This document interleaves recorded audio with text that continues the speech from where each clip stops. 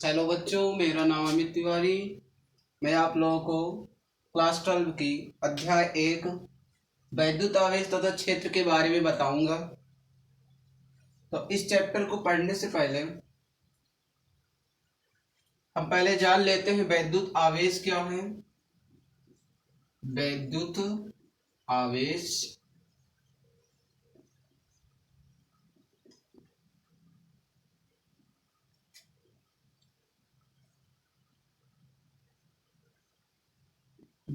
किसी पदार्थ का वह गुण किसी पदार्थ का वह गुण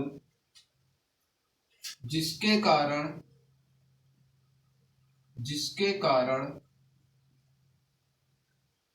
वह पदार्थ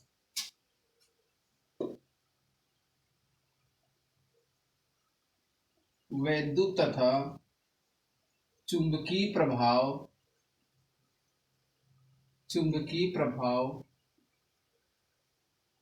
उत्पन्न करता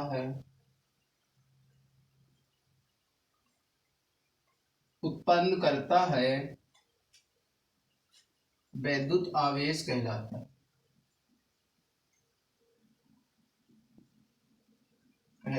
है।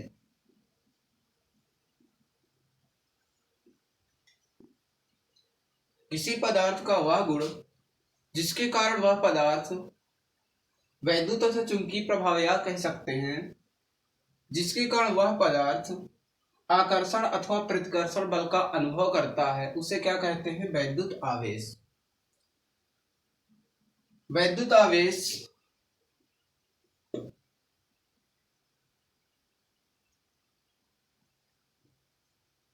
दो प्रकार के होते हैं।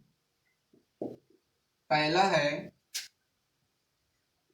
धनात्मक आवेश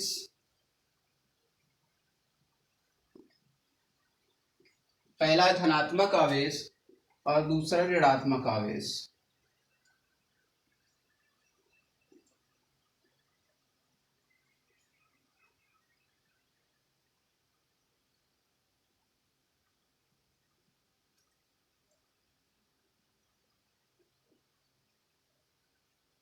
धनात्मक आवेश क्या होता है? जब किसी पदार्थ से इलेक्ट्रॉन निकल जाते हैं तो उस पदार्थ पर धनावेश की उत्पत्ति हो जाती है, क्योंकि इलेक्ट्रॉन पर ऋण आवेश होता है। और किसी पदार्थ से इलेक्ट्रॉन के निकलने का मतलब है कि उस पदार्थ से ऋण आवेश निकल गया। तो ऋण आवेश जितनी मात्रा में निकलेगा उतनी मात्रा में उसमें आ जाता है धन आवेश। अगर मान लीजिए किसी पदार्थ से एक इलेक्ट्रॉन निकल रहा है तो उसमें एक क्या आ जाएगा? धन आवेश या एक पॉजिटिव चार्ज आ जाएगा। तो हम धनावेश को कैसे परिभाषित करते हैं? किसी पदार्थ में इलेक्ट्रॉनों की कमी से जो आवेश उत्पन्न होता है उसे धन आवेश कहते हैं, और किसी पदार्थ पर इलेक्ट्रॉनों की अधिकता से जो आवेश उत्पन्न होता है उसे ऋण आवेश कह देते हैं। अब बात कर लेते हैं आवेशों के गुण।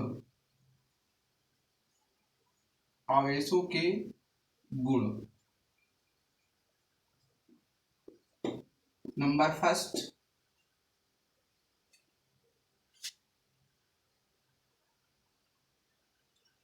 आवेश संरक्षित होता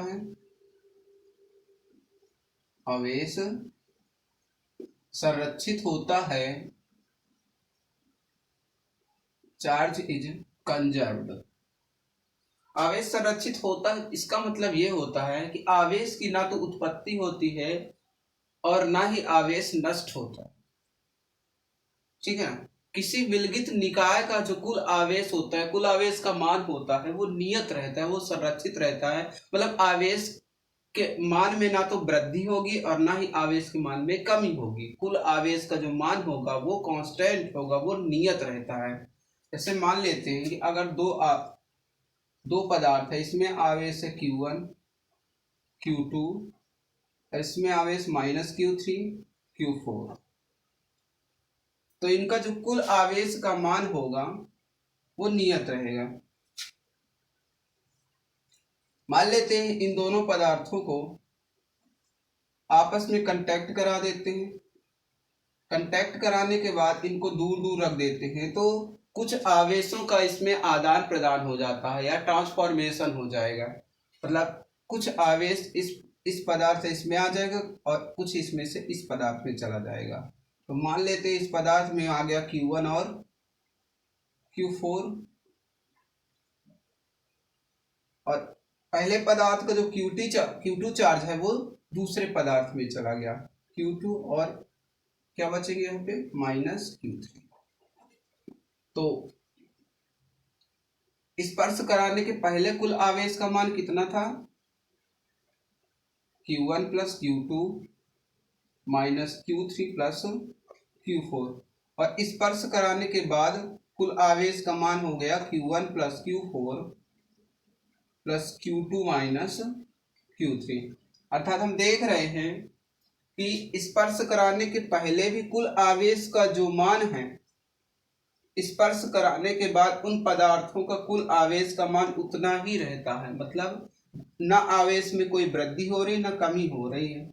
आवेश का मान क्या है? नियत है। इसलिए आवेश क्या होता है? पहला आवेशों के गुण में पहला जो पॉइंट है हमारा वो क्या है? आवेश संरक्षित होता है। दूसरा पॉइंट है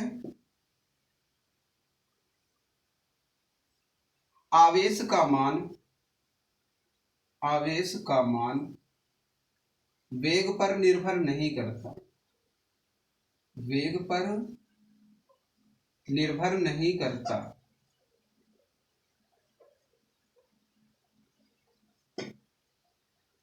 आवेश का मान वेग पर निर्भर नहीं, अर्थात कण स्थिर हो या कण गतिमान हो उसके आवेश के मान में कोई भी प्रभाव नहीं पड़ेगा, जबकि द्रव्यमान में पड़ेगा। द्रव्यमान में m = m0/√1 - v²/c²।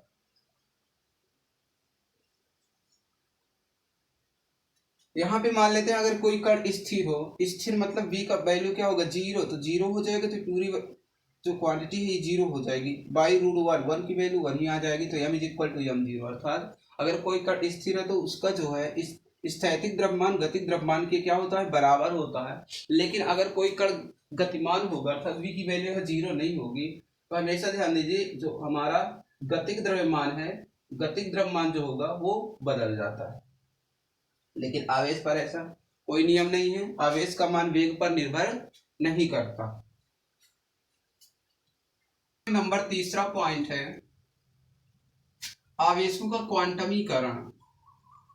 आवेशों का क्वांटमीकरण जिसे हम कहते हैं क्वांटाइजेशन ऑफ चार्ज।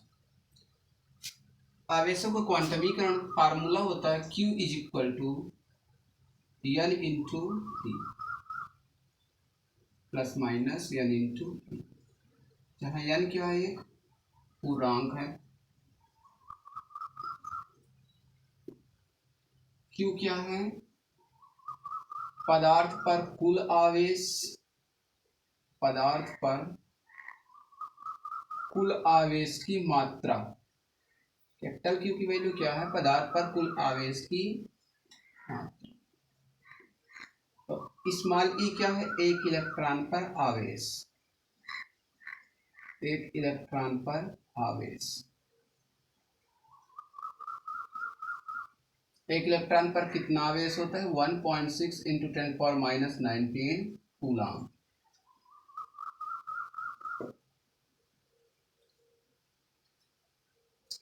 आवेश पर आवेश की कुल मात्रा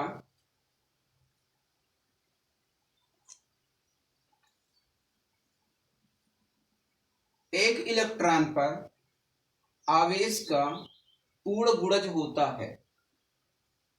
पूर्ण गुणज होता है अर्थात किसी पदार्थ से इलेक्ट्रॉन की जो मात्रा होती है, अगर हम इन्हीं दो पदार्थों को आपस में घर्षण कराते हैं, फ्रिक्शन कराते हैं तो इलेक्ट्रॉनों का स्थानांतरण होता है। तो जो इलेक्ट्रॉनों का स्थानांतरण होगा वो स्मॉल ई के एक पूर्णांक के रूप में इलेक्ट्रॉनों का क्या होगा, स्थानांतरण होगा। अर्थात मान लीजिए दो पदार्थों से अगर इलेक्ट्रॉन निकल रहा है तो ई के पूर्ण गुणज के रूप में निकलेगा। जैसे इलेक्ट्रॉन निकल सकता है ई, 2e, 3e, 4e। मतलब इलेक्ट्रॉन का पूर्ण गुणज के रूप में इलेक्ट्रॉनों का क्या होता है, स्थानांतरण होता है। फ्रैक्शन के रूप में या ई का भिन्नात्मक जो मान है उस रूप में इलेक्ट्रॉनों का आदान प्रदान नहीं होता। अर्थात एक पदार्थ से electron 3e/2 plus minus 3e/2 या प्लस माइनस 5e/2 अर्थात भिन्नात्मक रूप में आवेशों का आदान प्रदान नहीं हो सकता है। आवेशों का आदान प्रदान सिर्फ इस रूप में हो सकता है, plus minus e, plus minus 2e, plus minus 3। अर्थात एक पदार्थ से या तो ई इलेक्ट्रॉन निकलकर दूसरे पदार्थ पर पहुंचेगा, या प्लस माइनस 2e इलेक्ट्रॉन निकलेगा, या प्लस माइनस 3e इलेक्ट्रॉन निकलेगा। अर्थात जो इलेक्ट्रॉन निकलेगा वो ई का पूर्ण गुणज के रूप में निकलता है। इसे हम क्या कह सकते हैं, आवेशों का क्वांटमीकरण।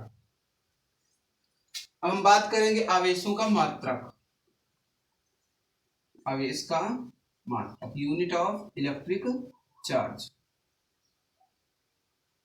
आवेश का मात्रक तो आप लोगों ने क्लास 10 में फार्मूला पढ़ा होगा, I is equal to Q by T. I is equal to Q by T. तो Q इज इक्वल टू क्या हो जाएगा, क्रॉस मल्टीप्लाई कर देंगे तो Q इज इक्वल टू आ जाएगा I T, I into T. Q क्या है, आवेश का मान, आवेश बराबर I क्या है, विद्युत धारा, विद्युत धारा। T क्या है, समय। तो आवेश को क्या लिख सकते हैं, विद्युत धारा की मात्रा क्या होती है, एम्पियर, एम्पियर। और समय का मात्रा क्या हो जाएगा, सेकंड। क्या लिख सकते हैं, एम्पियर और सेकंड। तो आवेश का मात्रा क्या हो गया, एम्पियर सेकंड। और इस एम्पियर सेकंड को हम लिख सकते हैं कूलाम, कूलाम। तो 1 ampere second is equal to 1 coulomb.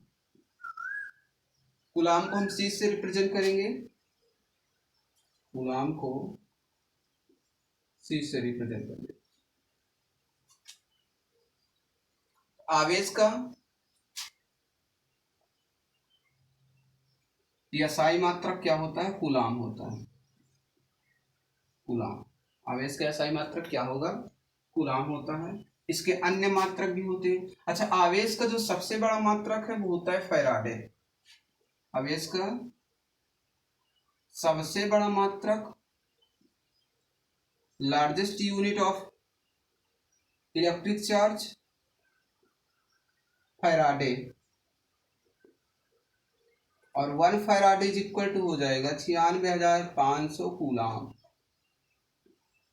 1 Faraday को अगर हमको कूलाम में कन्वर्ट करना है तो 1 फैराडे इज इक्वल टू क्या हो जाएगा, 96,500 कूलाम।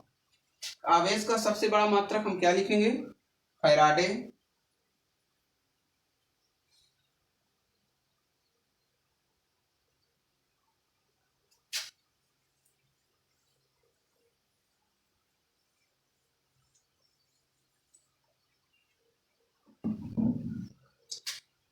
आवेश के अन्य मात्रक हैं,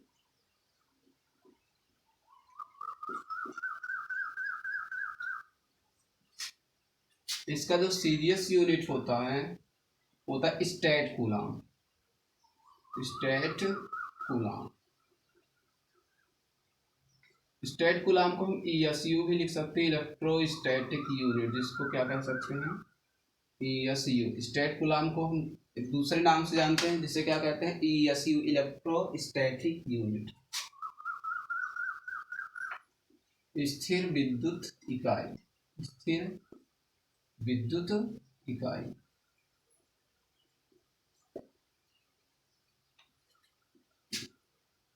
one coulomb is equal to हो जाएगा 3 × 10⁹ ESU। ये कूलाम और ESU, स्थिर विद्युत इकाई और कूलाम में जो संबंध होता है वो क्या होता है, 1 coulomb is equal to 3 × 10⁹ ESU। और आवेश का एक अन्य मात्रक होता है EMU, इलेक्ट्रोमैग्नेटिक यूनिट, विद्युत चुंबकीय इकाई इसको कहते हैं हिंदी में। 1 कूलम इज इक्वल टू हो जाएगा 1/10 EMU। 1 coulomb is equal to 1/10 EMU। विद्युत चुंबकीय इकाई, विद्युत चुंबकीय इकाई, इलेक्ट्रोमैग्नेटिक यूनिट।